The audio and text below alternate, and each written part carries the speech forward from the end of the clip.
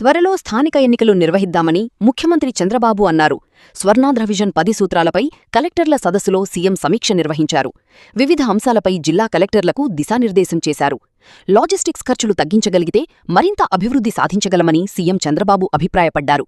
రైలు మార్గం ద్వారా ప్రతి కిలోమీటరుకు 1.83 రూపాయలు వ్యయమవుతుంటే రహదారి మార్గంలో జరిగే రవాణాపై 3.40 రూపాయలు ఖర్చు చేయాల్సి వస్తోందన్నారు. రవాణా వ్యయం గణనీయంగా తగ్గితేనే ఏపీకి గరిష్టంగా ప్రయోజనం కలుగుతుందని వెల్లడించారు. ఆంధ్రప్రదేశ్ ముఖ్యమంత్రి నారా చంద్రబాబు నాయుడు పాలనలో వేగాన్ని పెంచడమే కాకుండా రాజకీయంగానూ కీలక నిర్ణయాల దిశగా అడుగులు వేస్తున్నారు. అమరావతిలో జరిగిన 7వ జిల్లా కలెక్టర్ల సదస్సులో ఆయన చేసిన ప్రసంగం రాష్ట్ర భవిష్యత్తుకు ఒక దిశానిర్దేశంలా నిలిచింది. ప్రధానంగా త్వరలో స్థానిక సంస్థల ఎన్నికలు నిర్వహించబోతున్నామని స్పష్టమైన సంకేతాన్నిస్తూ యంత్రాంగం అందుకు సిద్ధంగా ఉండాలని ఆదేశించారు. రాష్ట్రంలో క్షేత్రస్థాయి పాలనను బలోపేతం చేసేందుకు త్వరలోనే స్థానిక సంస్థల ఎన్నికలు నిర్వహిస్తామని ముఖ్యమంత్రి ప్రకటించారు.